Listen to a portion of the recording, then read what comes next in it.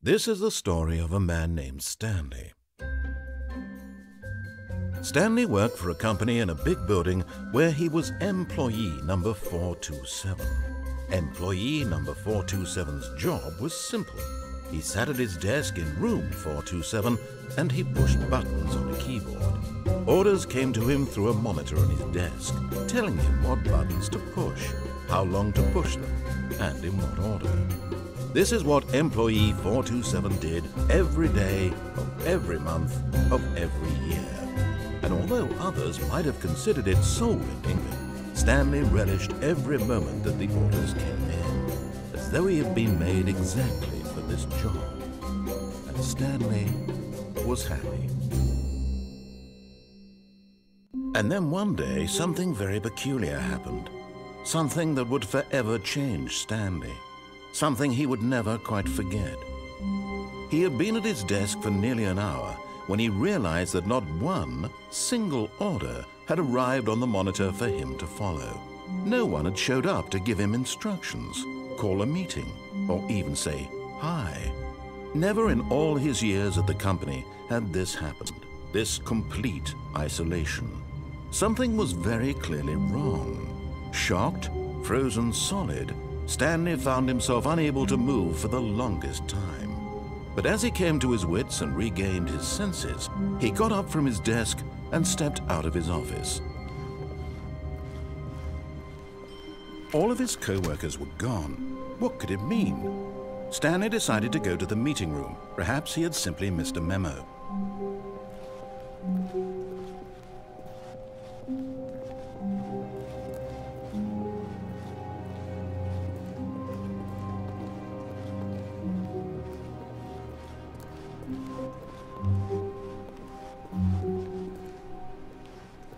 When Stanley came to a set of 2 open doors, he entered the door on his left. This was not the correct way to the meeting room, and Stanley knew it perfectly well. Perhaps he wanted to stop by the employee lounge first, just to admire it.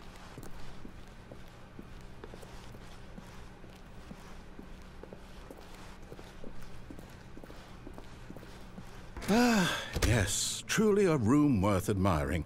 It had really been worth the detour after all, just to spend a few moments here in this immaculate, beautifully constructed room. Stanley simply stood here, drinking it all in. But eager to get back to business, Stanley took the first open door on his left. Stanley was so bad at following directions, it's incredible he wasn't fired years ago.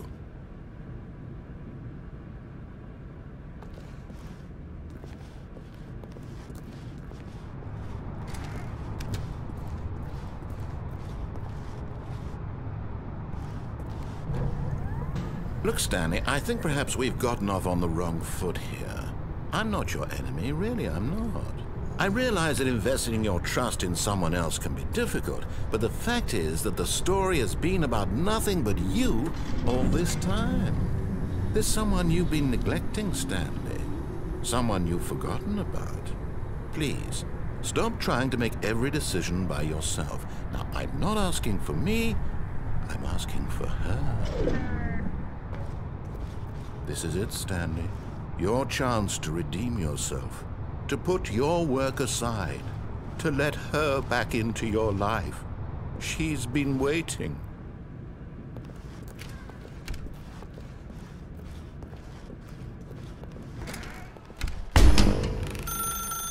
That's her, Stanley.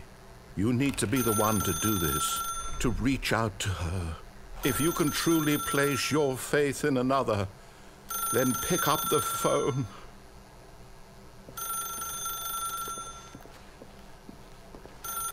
As Stanley picked up the phone, a white light engulfed him, filling him not just with radiance, but with hope. Hope for a life reunited one... Wait. Oh, goodness. Stanley, did you just unplug the phone? No, that wasn't supposed to be a choice. How did you do that? You actually chose incorrectly? I didn't even know that was possible. Let me double check. No, it's definitely here, clear as day. Stanley picks up the phone. He's taken to his apartment where he finds his wife, and the two pledge themselves to one another.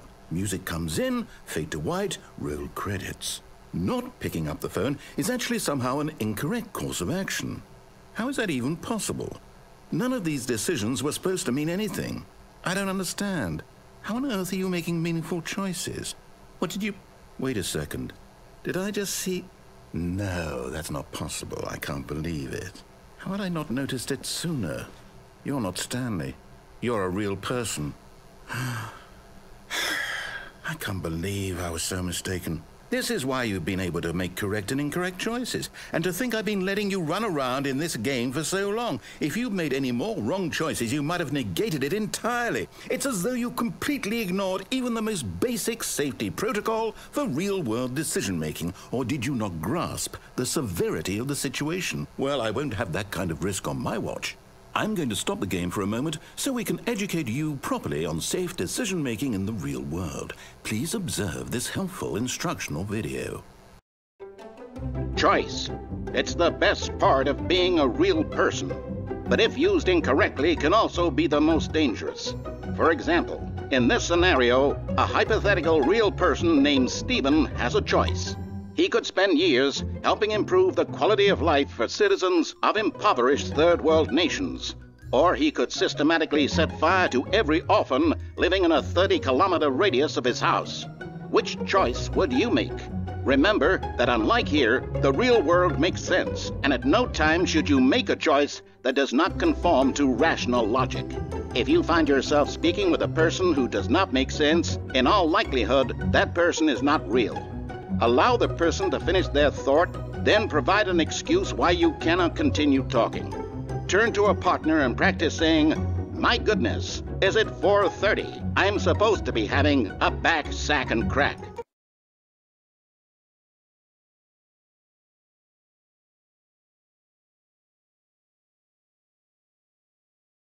Excellent.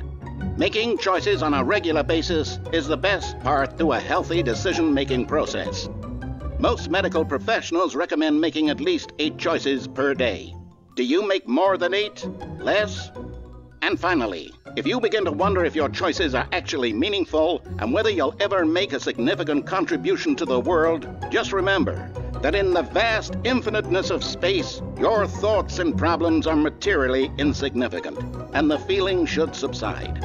At this time, your instructor will guide you in an exercise to test and reinforce the material covered in this video. Welcome back. You may have noticed that this room has begun to deteriorate as a result of narrative contradiction. But not to worry. Now that you're properly informed on good decision-making, we're going to revisit a choice you made just a few minutes ago and see what the correct thing to do would have been. This way, please.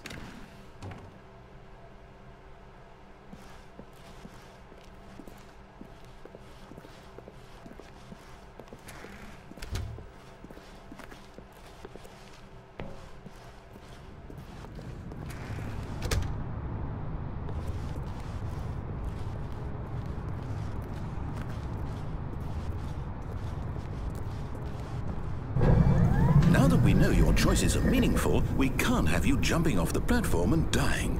Imagine the main character dying senselessly halfway through the story. That story would make no sense at all. We just need to get you home as soon as possible before the narrative contradiction gets any worse.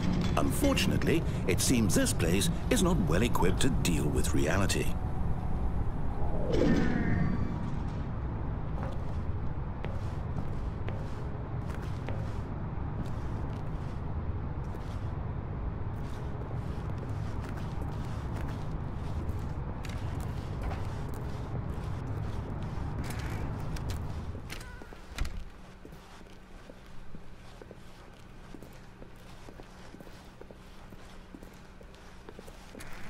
Almost there.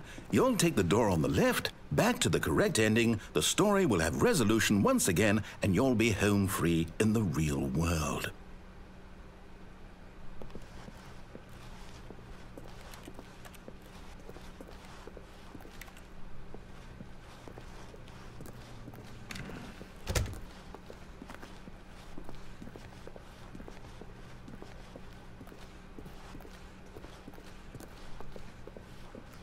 Now remember, all you need to do is behave exactly as Stanley would.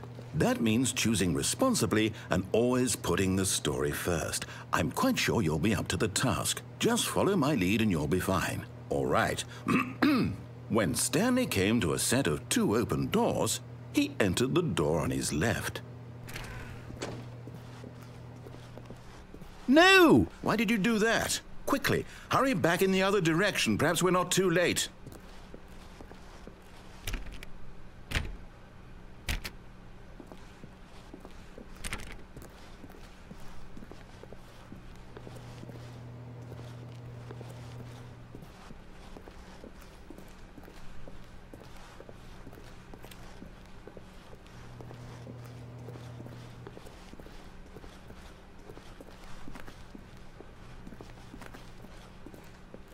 Oh, it's ruined. I can't believe, after everything we talked about, that my story, you've destroyed my work. Why? For what? What did you get out of that? What did you think was so special about seeing the game undone, left here like so much garbage? It's worthless now. And what am I supposed to do? Even if there were a way to continue, would it be worth it? To know that my story is now incorrect? How can I go back to that? I can't erase that knowledge. I'll have to live with it forever, reliving its impossibility forever. I couldn't live that way. Is it better to shut the game down entirely? To willingly destroy all of my work? I don't know. What's the answer? What do I do? What do I do? What do I... No, I have to. I have to shut the game down. I have to. I have to.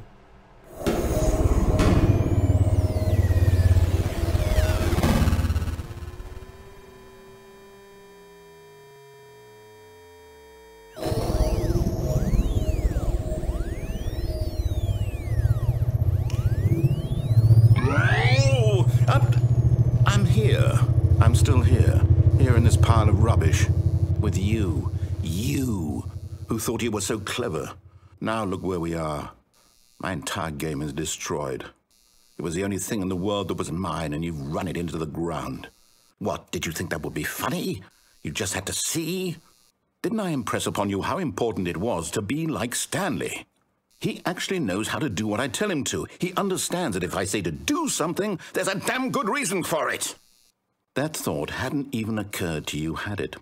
That there's a world outside of you? You're a child. Oh, my story. If you'd just gone through the door on the left, you would have seen it. There was a whole underground facility. You would have destroyed it and been victorious. It would have been so perfect. I worked so hard on it. I tried so hard. Behave exactly as Stanley would. That means choosing responsibly and always putting the story first. I'm quite sure you'll be up to the task. Just follow my lead and you'll be fine. All right. When Stanley came to a set of 2 open doors, he entered the door on his left. No! Why did you do that? Quickly, hurry. Behave exactly as Stanley would. That means choosing responsibly and always putting the story first. I'm quite sure you'll be up to the task. Just follow my lead and you'll be fine. All right. When Stanley came to a set of 2 open doors, he entered the door on his left.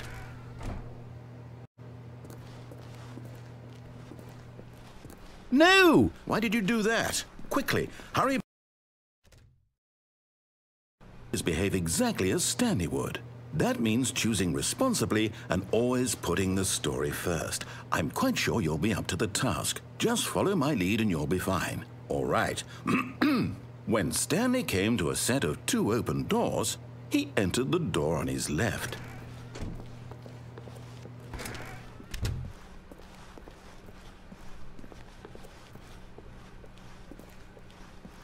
Yet there was not a single person here either. Feeling a wave of disbelief, Stanley decided to go up to his boss's office, hoping he might find an answer there.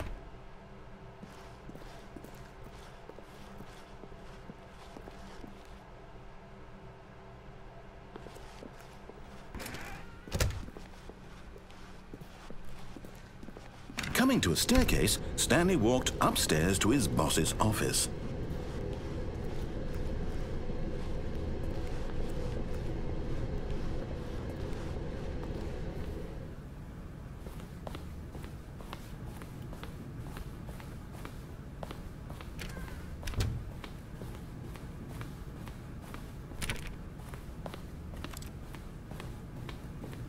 Stepping inside his manager's office, Stanley was once again stunned to discover not an indication of any human life. Shocked, unraveled, Stanley wondered in disbelief who orchestrated this, until he saw the door with a voice receiver next to it. Surely behind this door lay all the answers to his questions. And beyond all probability, he knew the passcode. He had seen it on his boss's computer just last week. Night Shark 115. Was this the code to open the door? Would it still work? There was only one way to find out. Stanley had been trained never to speak up, but now he would draw from within himself the courage to face the unknown. He drew a sharp breath and then spoke the code.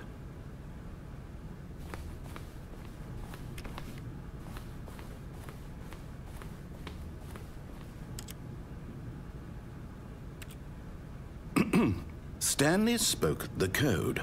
Night Shark 115. He spoke it into the receiver, right there on the wall.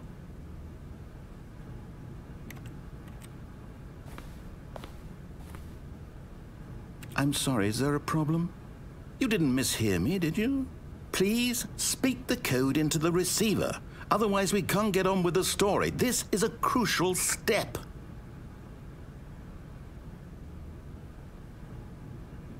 Okay, fine, you're not going to do it, but you know what? It's pretty humiliating to bring you this far, only for you to suddenly decide you have better things to do. I asked you for this one single thing, for your respect. The kind of respect Stanley shows for his choices. He knows what it means to take a story seriously. If you didn't want to see what I had to show you, then why did you come here? You had a choice, you know. You could have gone through the door on the right. You could have done whatever the hell you wanted over there. Why did you come this way? Speak. Say something to me. Explain yourself, you coward. When Stanley came to a set of 2 open doors, he entered the door on his left. Stanley? Hello? Is everything okay? Stanley, please. I need you to make a choice. I need you to walk through the door. Are you listening to me? Can you hear me? Is everything all right? Stanley, this is important. The story needs you. It needs you to make a decision. It cannot exist without you. Do you understand me? Whatever choice you make is just fine. They're both correct. You cannot be wrong here. We can work together. I'll accept whatever you do. I simply need you to take that step forward, please. Choose. Do something. Anything.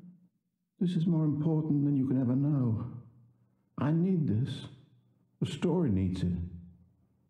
So, you hear me? Are you there? Are you listening to this? Stanley, are you there? Okay.